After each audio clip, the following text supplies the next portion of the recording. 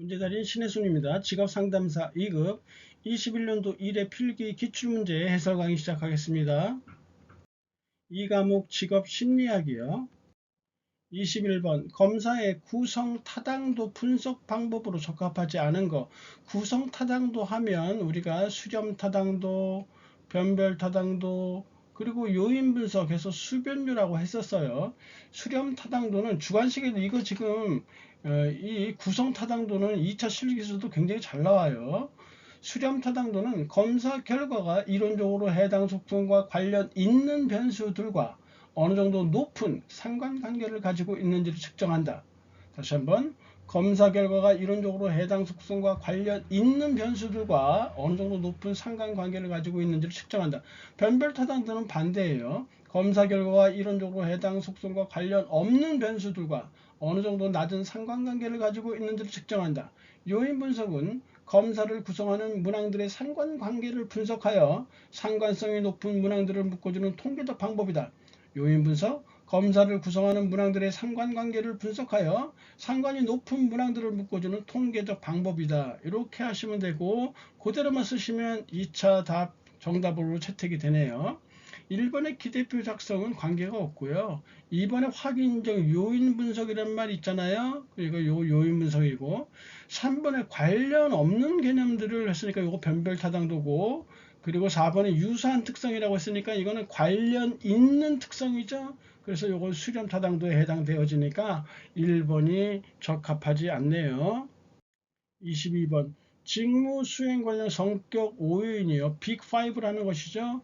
요거 21년도 2회차 시험 실기 시험에 출제됐던 것이에요. 그래서 성격 5요인 하면 외호 성정경 이렇게 외우시면 되죠. 외호 성정경. 그래서 외향성, 호감성은 친화성이에요. 그리고 성실성, 정서적 안정성 또는 정서적 불안정성 두 개 다 해도 되고요. 경험에 대한 개방성 해서 일단 4번, 이 4번으로 답이 이렇게 나오는데 외향성이라는 것은 타인과 상호작용을 원하고 타인의 관심을 끌고자 하는 성향이다 이렇게 하시면 되고 호감성, 친화성은 타인과 편안하고 조화로운 관계를 유지하려는 성향이다. 성실성은 사회적 규칙이나 규범 등을 기꺼이 지키려고 하는 정도이다. 정서적 불안정성은 정서적으로 얼마나 안정되어 있는지를 측정한다. 경험에 대한 개방성, 세상에 대한 호기심, 그리고 다양한 경험에 대한 추구 등을 말한다. 세상에 대한 호기심과 다양한 경험에 대한 추구 등을 말하는 것이 바로 경험에 대한 개방성이다. 23번 탈진의 번아웃이요.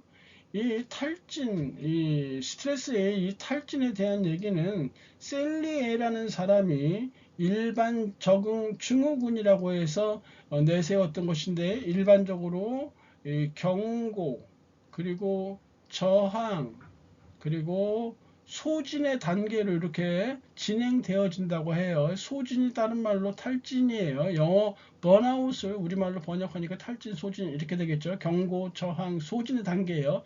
이 자체만으로도 시험 문제 여러 차례 나왔던 것인데요. 1번, 2번, 4번 모두 맞는데요.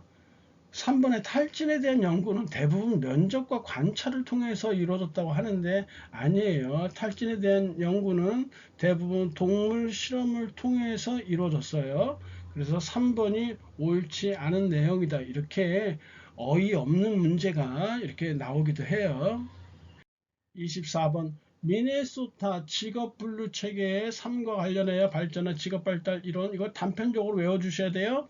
로키스트와 데이비스의 직업적응 이론이 이것과 관련해서 발전한 직업발달 이론이다. 25번 홀랜드 이론이요. 홀랜드 하면 1차뿐만이 아니라 2차에서도 주장창 나오고 있는 것이죠. 이거 그냥 한번 외워두시면 그냥 이거 6점 내지는 뭐 4, 5점 따고 들어갔다 보시면 돼요. 홀랜드 직업 환경 유형하면 6가지 이렇게 현탐의 사진관, 현탐의 사진관, 누구네 사진관, 현탐의 사진관 이렇게 외워두시면 아예 외워두실 때 이렇게 해 두시면요. 현실형과 사회형이 이렇게 이 대조적 성향을 띄우는 거고 이 탐구형과 진취형 그리고 예술형과 이렇게 관습형이 각각 대조적 성향을 띠는 거예요. 누구네 사진관, 현탐의 사진관 다 외웠어요. 여기서는 직업관, 객관식이니까 직업관 연결해 나오고요. 2차 실기 주관식에서는 현실형이 무엇이냐 서술하는 거예요. 현실적이다 쓰시면 되는 거예요. 그래서 1번, 2번, 4번은 모두 맞는데요. 사회형에 해당하는 직업은 종교인 있죠. 뭐 목사라든지 아니면 사회복지사라든지 직업상담사 이렇게 사람 사이에서 일하는 것을 좋아하고 남을 도와주는 성향이 강한 사람들 이런 사람들이 사회형이고 정치가나 사업가는 경쟁심이 강한 사람들이죠. 그래서 이런 사람들은 진취형에 해당한다고 보시면 돼요. 그래서 정답이 3번 이렇게 틀렸어요. 26번 경력개발 프로그램 중 종업은 역량개발 또는 능력개발이라고 해요. 이렇게 직업상담사 시험은 이렇게 유사한 표현들이 많이 나오니까 그런 거에 다 맞춰서 이렇게 유연하게 푸실 수 있어야 돼요. 일단 경력개발 프로그램을 살펴볼 필요가 있는데요. 경력개발 프로그램은 자기정정종 이렇게 돼요. 자기정정종 해서 자기평가 도구, 그 다음에 개인 상담, 정보 제공, 종업원 평가, 그리고 종업원 능력 개발 또는 여기서 이 문제에서는 역량 개발이라고 나와 있죠. 그래서 자기평가 도구로는 경력 워크숍, 그리고 경력 연습 책자 이게 해당되어지고 개인 상담은 그냥 개인 상담이에요. 그 다음에 정보 제공은 사내 공모제, 기술 목록, 그리고 경력 자원 기관이에요. 그 다음에 종업원 평가에는 평가 기관, 평가 기관이에요. 평가 기관. 그리고 심리 검사, 그리고 조기 발탁제 이런 것이고요. 종업원 능력 개발, 종업원 역량 개발은 훈련 프로그램, 그 다음에 후견인 프로그램, 멘토십 프로그램이라는 거예요. 그 다음에 직무순환 프로그램, 여러 직무를 돌아가면서 이렇게 경험케 하는 것이죠. 그래서 종업원 역량 개발 프로그램과 거리가 먼 것은 사내 공모제에 해당돼요. 사내 공모제는 자기 정정정해서 정보 제공에 해당되어지는 것이니까요. 27번 직무 분석을 통해 작성되는 결과물로서 해당 직무를 수행하는 작업자가 갖추어야 할 요건, 작업자가 갖추어야 할 자격 요건을 기록한 것이 무엇이냐 했는데 이거 역시 시험 문제 아주 잘 나와요. 객관식에 특히. 이렇게 보시죠. 직무를 분석하는 직무 분석 유형이 두 가지가 있어요. 직무 분석 유형 첫 번째가 무엇이냐면 과제 중심의 직무 분석 방법이에요.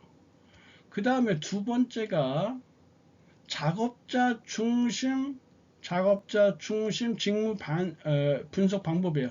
벌써 여기는 과제 중심이고 얘는 작업자 중심이니까 요거는 과제, 요거는 사람 중심이라는 걸 알 수 있겠죠. 그리고 이 과제 중심 분석의 가장 대표적인 예가 뭐냐면 기능적 직무 분석이에요. 기능적 직무 분석이에요. 기능적 직무 분석은 DPT요. 주요 요소가 DPT예요. 데이터, people, 그리고 thing, 사물이죠. DPT를 통해서 이렇게 분석하는데요. 이렇게 과제 중심 분석의 대표적인 예라는 거예요.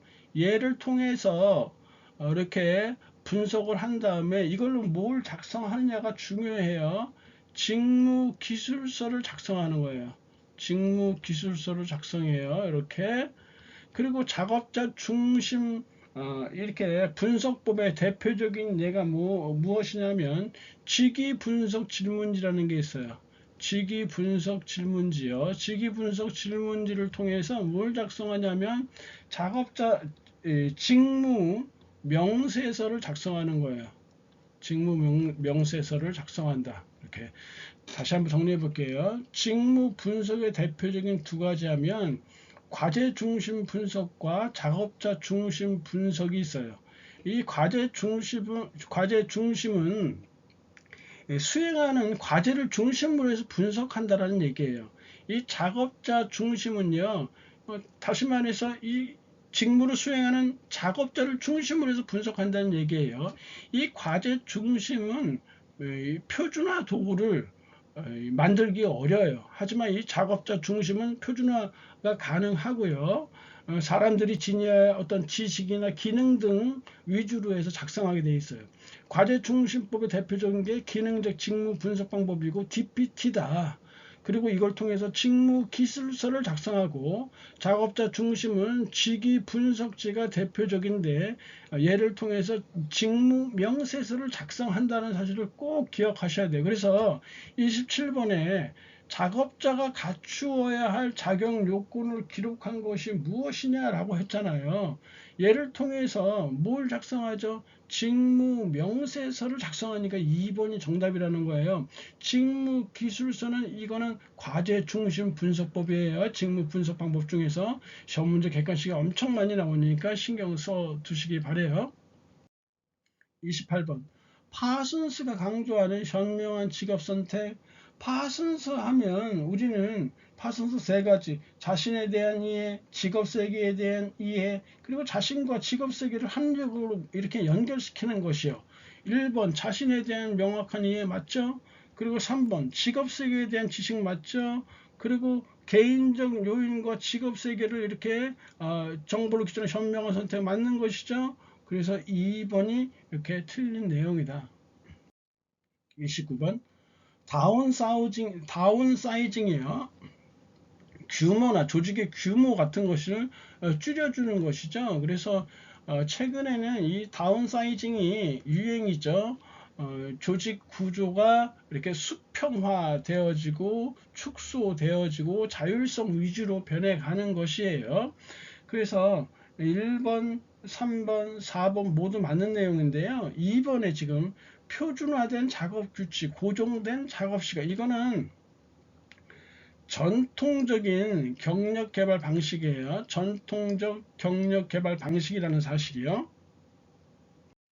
30번 과업 지향적, 이 과제 중심을 아까 했던 것이 또 나왔죠. 이렇게 한 회차에도, 같은 회차에도 이렇게 거의 동일한 문제가 막 2개씩 막 나오고 막 그래요.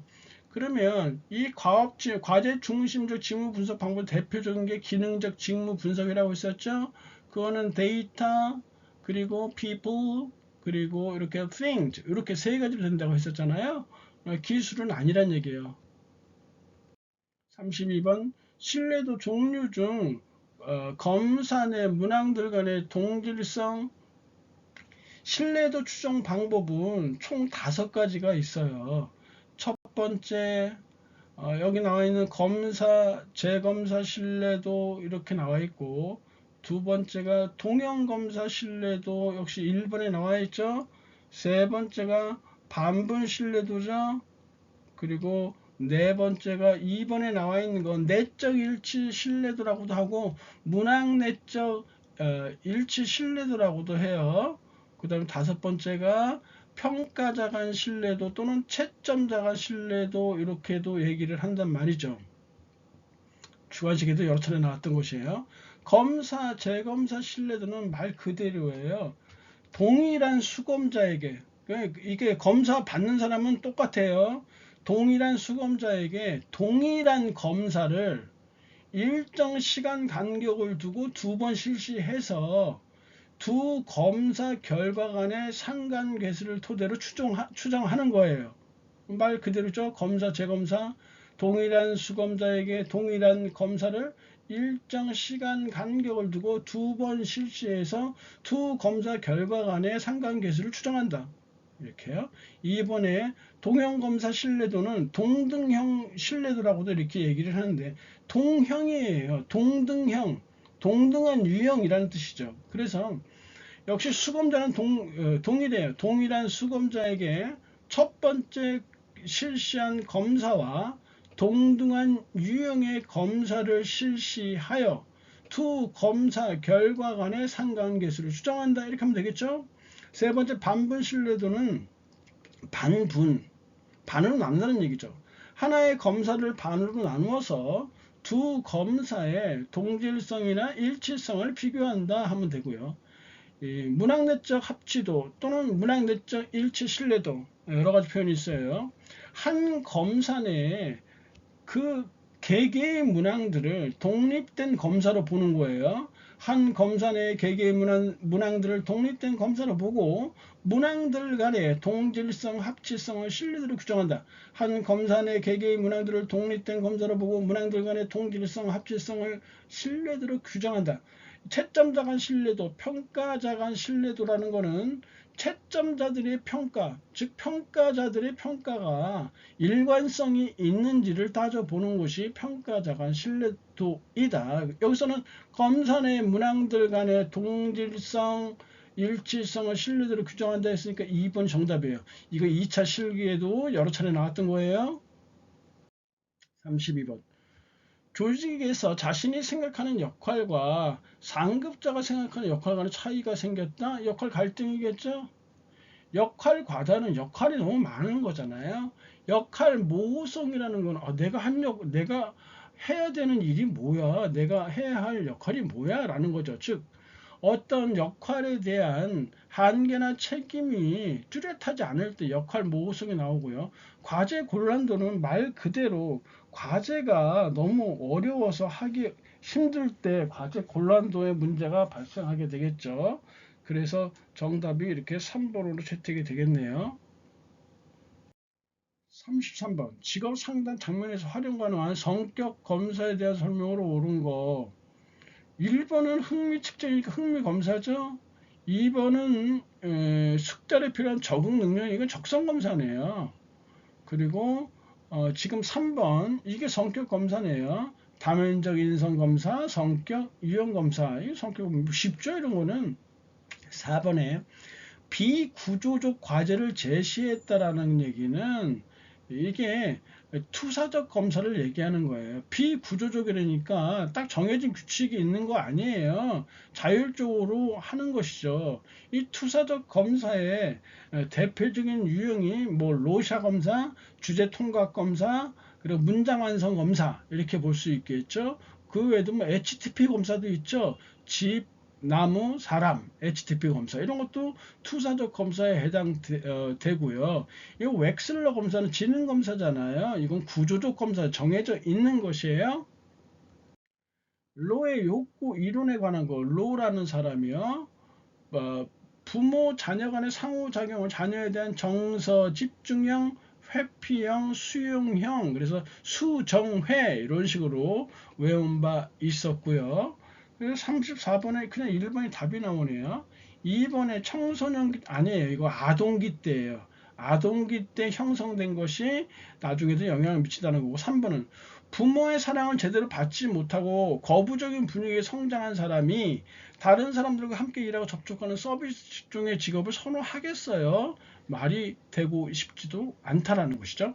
직업군은 10가지 아니 8가지죠. 서비 단기 5과의 일, 서비스직, 비즈니스직, 단체직, 기술직, 5개 활동직, 과학직, 그리고 예능직, 일반 문화직, 그래서 서비 단기 5과의 일 역시 2차 시험에도 나온 바 있었다라는 사실이요. 35번. 홀랜드 또 나왔네요. 성격 이론에서 제시한 일관성이 가장 낮은 거.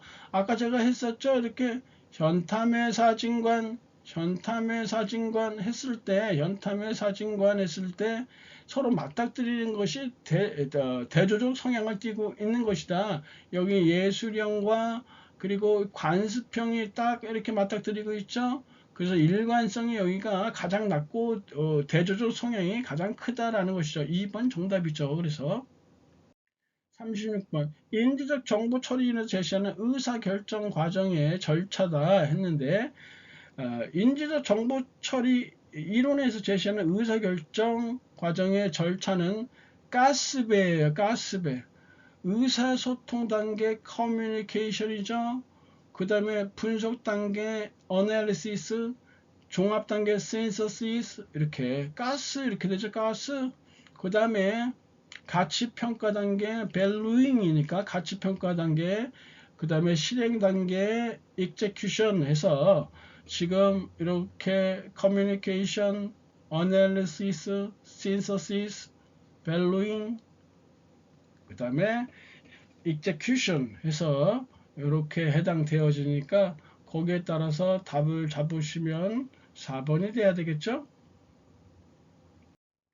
37번 슈퍼요 발달 이론에 대한 거. 1번 대부분의 사람들을 6가지 유형, 이거 홀랜드라고 했었잖아요. 그 다음에 2번 개인 직업 과학적 조언의 조화, 이거 파슨스 아까 했었던 것이고, 동일 문제들이 같은 회차에 많이 나오겠네요. 생애 역할의 중요성과 직업적 자아변, 이게 슈퍼네요. 부모의 자녀 양육 방식, 이거 아까 했었네요. 로우의 양육 방식이에요. 38번 규준의 범주에 포함될 수 없는 점수, 집단 내 기준이라는 것이 있는데 그게 바로 백분위 점수, 그 다음에 표준 점수, 그리고 표준 등급이에요. 이거 역시 2차 실기에 엄청 많이 나왔던 것이에요. 백분위 점수는 원점수의 분포에서 100개의 동일한 구간으로 점수들을 분포하여 변환 점수를 부여한 것이다. 다시 한번, 원점수의 분포에서 100개의 동일한 구간으로 점수들을 분포하여 변환 점수를 부여한 것이다. 표준 점수는 원점수를 주어진 집단의 평균을 중심으로 표준 편차로 전환시킨 점수이다. 원점수를 주어진 집단의 평균을 중심으로 표준 편차로 전환시킨 점수이다. 그 다음에 표준 등급은 원점수를 1에서 9개의 구간으로 구분하여 각 구간마다 일정 점수나 등급을 부여한 것이다. 원 점수를 1에서 9개의 구간으로 구분하여 각 구간마다 일정 점수나 등급을 부여한 것이다. 이게 바로 표준 등급이에요. 표집 점수라는 건 없어요. 스테나인 점수라는 것이 이게 바로 표준 등급에 해당되는 거예요. 39번 직무 및 일반 스트레스에 관한 설명으로 옳지 않은 거. 지금 이거 답은 쉽게 나오죠. 나머지 1, 2, 3번 읽어보시면 되고, 일반 적응 증후군, 셀리의 일반 적응 증후군 아까 했었죠. 따르면 경고, 저항, 소진의 단계를 이렇게 거친다고 했었죠. 그래서 4번이 틀렸네요. 40번 심리검사 유형적 객관적 검사의 장점이 아닌 거, 이거 역시 2차 시험에 많이 나왔어요. 21년도 2회차 실기 문제에서도 역시 나왔어요. 투사적 검사와 비교하여 객관적 검사의 장점을 서술하시오, 쓰시오, 이렇게 나왔거든요. 객관적 검사는 검사 실시가 간편하겠죠. 우리가 보는 직업상담사 1차 시험 객관적 검사죠. 2차 검사가 주관식 서술형 검사잖아요. 그러니까 객관식 검사는 채점하기, 실시하기도 편하고 채점하기도 편해요. 그리고 객관성이 증대되죠. 신뢰도도 높아요. 신뢰도도 높고 타당도도 높고. 반응이 풍부한 거는 요거는 투사적 검사죠. 자기 마음대로 쓰니까요. 주관식도 그래서 채점하려면 채점자들이 골치는 아픈 것이죠. 그래서 3번 반응의 풍부한 투사적 검사의 장점이다. 그래서 정답 이렇게 3번 처리됐고요. 폭염이 굉장히 심해요. 저도 지금 가만히 앉아서 강의만 하는데도 땀이 비 오듯 쏟아지는데, 폭염에 각별히 건강 유념하시고, 특히 코로나 때문에 그 사회적인 위기 의식이 증대되어지고 있으니까 가급적이면 외출 삼가하시고, 우리 직업상담사 공부하시는 분들은 뭐 집에서 또는 도서관에서만 공부하시니까 별 적이 없지만 여하튼 조심하시기 바랍니다. 강의들 고생하셨고요. 감사합니다.